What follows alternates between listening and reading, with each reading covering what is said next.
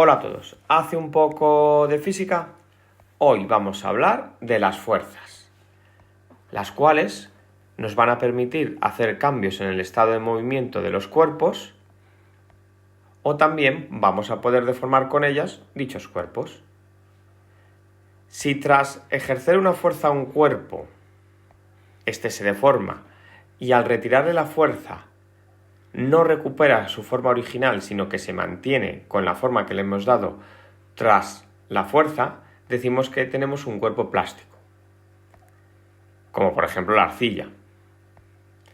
Si cuando deformamos un cuerpo y retiramos esa fuerza, el cuerpo recupera su forma original, entonces lo que tenemos es un cuerpo elástico, como por ejemplo una goma elástica.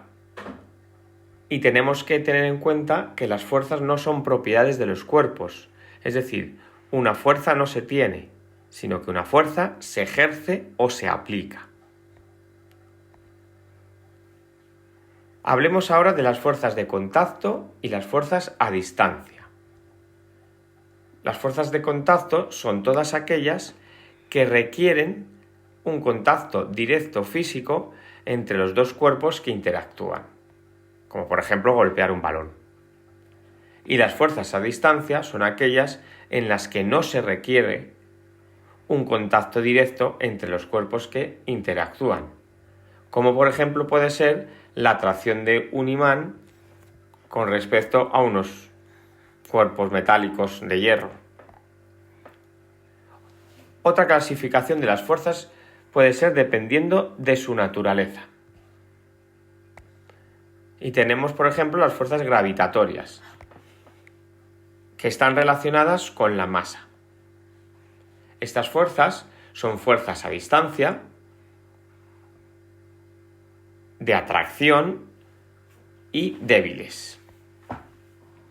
Es decir, se necesita, para poderlas detectar, que la masa de alguno de los cuerpos que interviene sea elevada. Y a mayor distancia de separación entre las masas, menor fuerza gravitatoria.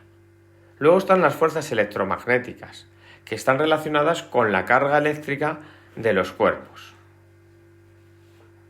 Son fuerzas a distancia, de atracción o de repulsión y de mayor intensidad que las fuerzas gravitatorias. Y al igual que las fuerzas gravitatorias, también disminuyen con la distancia, es decir, a mayor distancia, menor fuerza eléctrica y menor fuerza magnética. También están las fuerzas nucleares fuertes, que son las que permiten que los protones y neutrones de un núcleo de un átomo permanezcan unidos. Y luego están las nucleares débiles, que están relacionadas con la radiactividad de los átomos. Gracias a esta reactividad y gracias a estas fuerzas nucleares débiles, unos átomos se van a poder transformar en otros átomos distintos.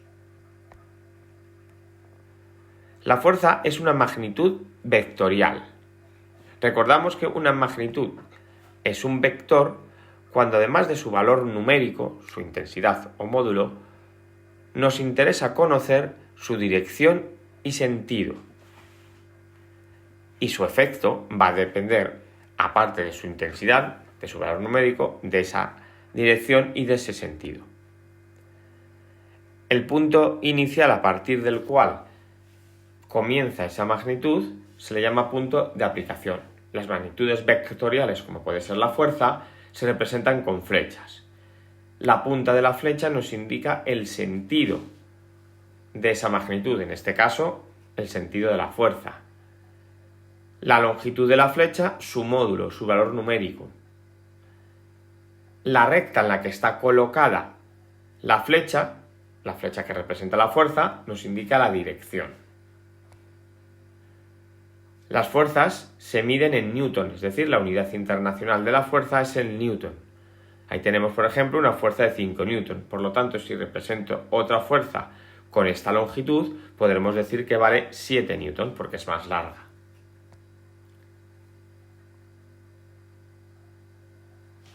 Hablemos ahora del principio de superposición. que nos indica que si sobre un cuerpo están actuando varias fuerzas, el efecto provocado por una de esas fuerzas es independiente al efecto provocado por el resto de las fuerzas. Y la fuerza neta o fuerza resultante va a ser la fuerza que me represente todo ese conjunto de fuerzas que están actuando sobre ese cuerpo. De esta forma podemos calcular la fuerza resultante cuando tenemos varias fuerzas. Lo que haremos es una composición de fuerzas. Vamos a ver 3 ejemplos sencillos.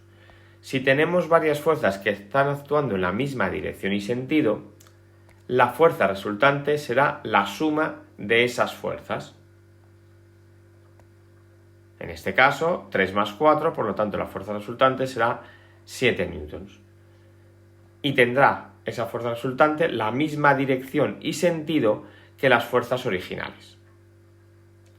Si las fuerzas tienen la misma dirección pero sentido contrario, esas fuerzas se restan. En este caso, F1 menos F2. Normalmente se pone como positiva la que está dirigida hacia la derecha y negativa la que está dirigida hacia la izquierda. Por eso F1 menos F2. En este caso, 4 menos 3, 1 newton. La fuerza resultante tendrá la misma dirección que las dos fuerzas originales, pero el sentido será el mismo que la fuerza mayor de las dos que lo formaban. Si las fuerzas son perpendiculares, la fuerza resultante se va a dibujar o se va a componer de la siguiente forma. Trazaremos una paralela a la primera fuerza donde acaba la segunda. Y también trazaremos una paralela donde acaba la primera fuerza respecto a la segunda fuerza. El punto de corte se une con el punto de aplicación de las dos primeras fuerzas y esa va a ser la fuerza resultante. ¿Cómo se calcula? Pues si nos damos cuenta, se nos ha formado un triángulo rectángulo, del cual queremos conocer la hipotenusa. La fuerza resultante es la hipotenusa de esa fuerza. Y conocemos los catetos, la F1 y la F2. Por lo tanto, aplicaremos el teorema de Pitágoras. La fuerza resultante va a ser igual a la raíz cuadrada de la fuerza 1 al cuadrado más la fuerza 2 al cuadrado. En este caso, 3 cuadrado más 4 cuadrado es 9 más 16, que lo sumamos 25, raíz de 25, 5 newtons.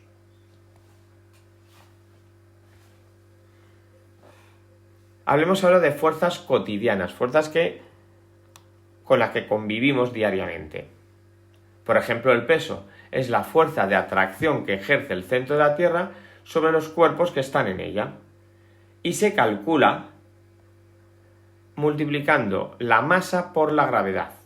El peso es una fuerza, por lo tanto se mide en newtons, la unidad internacional de la masa es el kilogramo y la gravedad en la superficie de la Tierra es 9,8 metros partido segundo al cuadrado. Es decir, el peso no es lo mismo que la masa. Está relacionado, pero realmente no es lo mismo. Si nos cambiáramos de planeta, tendríamos otra gravedad, con lo cual tendríamos otro peso. Y siempre, siempre, siempre el peso está dirigido hacia abajo, es decir, siempre es vertical hacia abajo. La normal. Cuando tenemos un cuerpo apoyado en una superficie, esta superficie ejerce una fuerza sobre ese cuerpo para no ser atravesado por dicho cuerpo. Es decir, es la fuerza que ejerce una superficie cuando sobre ella se apoya un cuerpo y siempre va dirigida hacia afuera. Y siempre es perpendicular a dicha superficie. Aquí tenemos dos ejemplos donde la superficie la marco con la línea marrón. En el primer caso, al apoyar el cuerpo sobre ella, la normal va a ser perpendicular a la superficie, en este caso vertical hacia arriba. Pero en el segundo caso, la superficie, la línea marrón, es vertical, por lo tanto, al apoyar un cuerpo sobre ella, la normal va dirigida de forma perpendicular, o sea, horizontal. La tensión, cuando tenemos un cuerpo unido a un cable, hilo o cuerda, aparece una fuerza, que va a ser la fuerza que va a mantener unido a ese cuerpo la cuerda, impidiendo que se separe de ella. La fuerza elástica, ya hemos hablado de ella antes. Si tenemos un cuerpo elástico, al ejercerle una fuerza, se deforma. Pero como es un cuerpo elástico, trata de recuperar esa forma. Bien, pues la fuerza que ejerce ese cuerpo para recuperar esa forma original, después de ejercerle la fuerza, se le llama fuerza elástica o fuerza recuperadora.